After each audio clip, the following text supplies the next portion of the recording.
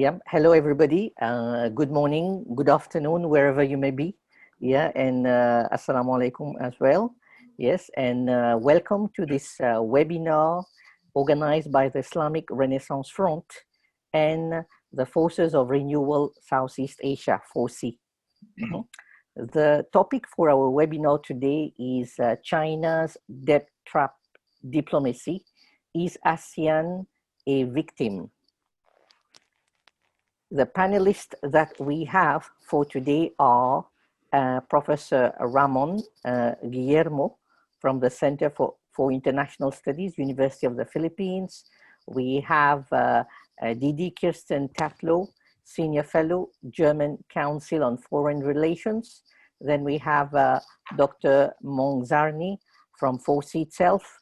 Then we have Tan Sri Dato, Sri Syed Hamid Albar, who is a former senior Malaysian government minister. Just some background on the webinar on the topic for today. So China has often been accused of debt trap diplomacy, a term coined by Indian geostrategist Brahma Chellaney to describe China's predatory lending practices. It is claimed that China lures developing countries into huge loans, forcing them to cede strategic assets to China if they are unable to repay. Allegedly, this strategy enables China to extract economic or political concessions from the debtor country in an attempt to further its geopolitical and hegemonic ambitions.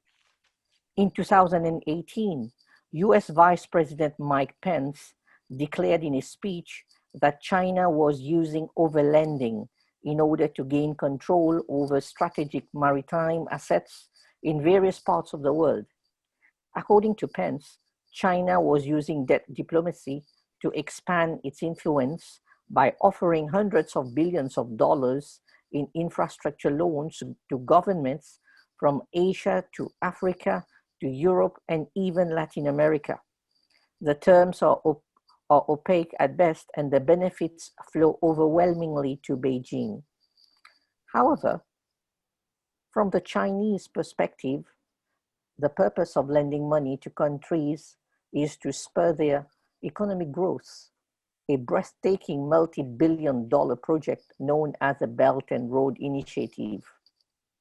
Launched in 2013, by Chinese Premier Xi Jinping, the Belt and Road Initiative emerged to externalize China's massive debt and industrial overcapacity problems by stimulating external demand for Chinese goods, services, and capital. The project spans roughly 80 countries, covering more than 2/3 of the world's population. Driven more by economics than geopolitics, its declared aim is a cross-border win-win economic stimulus package that will spur economic growth in China and also the countries with which it engages. In exchange for global trade opportunities and economic advantage, it intends to strengthen hard infrastructure with new roads and railways, soft infrastructure with trade and transportation agreements, and even cultural ties with university scholarships and other people-to-people exchanges. To illustrate China's supposed debt trap diplomacy tactic, critics often cite the Hambantota port in Sri Lanka that was largely funded by Chinese loans. Due to Sri Lanka's inability to service its debt, the port was eventually leased to China on a 99-year lease in 2017, causing concern in the United States, Japan, and India that the port might be used as a Chinese naval base to contain China's geopolitical rivals. Indeed, several countries in the ASEAN region, notably Malaysia, Indonesia, and Laos, have eagerly participated in China's Belt and Road Initiative. As the COVID-19 pandemic rages on and more countries start defaulting on their loans, some have started reassessing their hamstrung Chinese loans with its potentially disastrous consequences.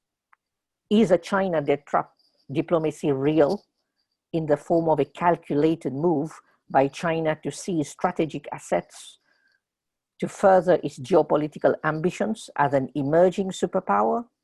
Or is it a misuse of language to describe a common phenomenon depicting the need and greed of financially incompetent borrowers?